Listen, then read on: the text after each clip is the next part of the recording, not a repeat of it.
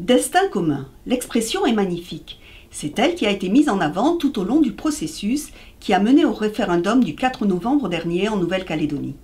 Les résultats du vote ont surpris, à la fois parce que le taux de participation est historique, 80,6%, et que la victoire du oui au maintien dans la République a été moins élevée que prévu. 56,7% des électeurs ont voté en ce sens, 43,3% se prononçant en faveur de l'indépendance. Ce qui frappe, c'est le grand calme dans lequel s'est déroulé le scrutin et la détermination des uns et des autres à vouloir maintenir la paix, coûte que coûte, pour ne pas revenir aux graves incidents qui avaient ensanglanté l'île en 1988. C'est là la force de la démocratie quand elle permet à chacun de s'exprimer loyalement, fût-ce à partir de positions très antagonistes. Elle est à l'honneur de ceux qui ont voulu, autour de Michel Rocard, ce processus au long terme qui a été respecté.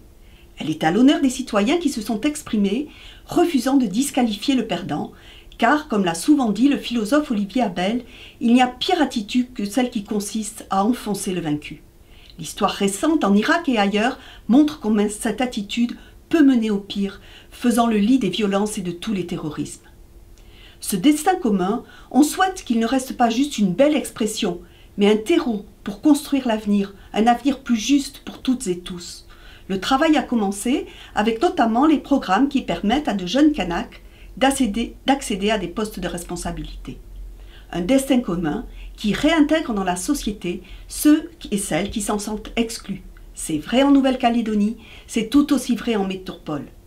Il revient aujourd'hui à Emmanuel Macron de convaincre qu'il n'a pas d'autre horizon, qu'il veut pour les Français et les Françaises un destin commun. La route va être longue.